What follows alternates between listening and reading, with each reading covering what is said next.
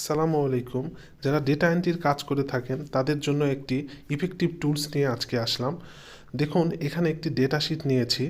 ধরেন আপনার কাছে এরকম একটা ডেটা শিট আছে এবং ওয়ার্ক লোকেশন যেটা আপনার খাতাতে লেখা আছে বা আপনার একটা হার্ড কপিতে লেখা আছে। এখন আপনি প্রত্যেকটা এমপ্লয়ের নাম অনুযায়ী যদি ওয়ার্ক লোকেশন লিখেন, রাজশাহী, ঢাকা, খুলনা, এভাবে যদি আপনি টাইপ করে করে লিখেন অনেক সময় লাগবে।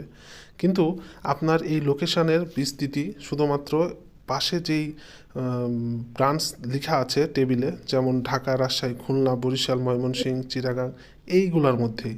তখন আপনি কি করবেন, এইভাবে আপনি কাজটি করলে ইফেক্টিভ হবে। যেমন পুরো সেলটা, অর্থাৎ ডেটা শিটের পুরো সেলটা আপনাকে সিলেক্ট করবেন, করে ডেটা থেকে ডেটা ভ্যালিডেশনে যাবেন।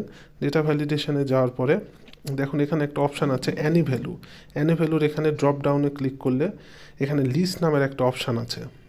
তাছাড়াও আরও অন্যান্য অপশান আছে। এখানে আমাদের লিস্টটা লাগবে, এই জন্য লিস্টটা সিলেক্ট করতে হবে। তারপরে সোর্স, আপনি কোথায় থেকে এই ডেটা ভ্যালিডেশনটা করবেন। এই যে আমি এখানে লিখে রেখেছি এই 6টা ভ্যালু, এখানে দিয়ে ওকে দিলে আমাদের ডেটা ভ্যালিডেশন হয়ে গেল।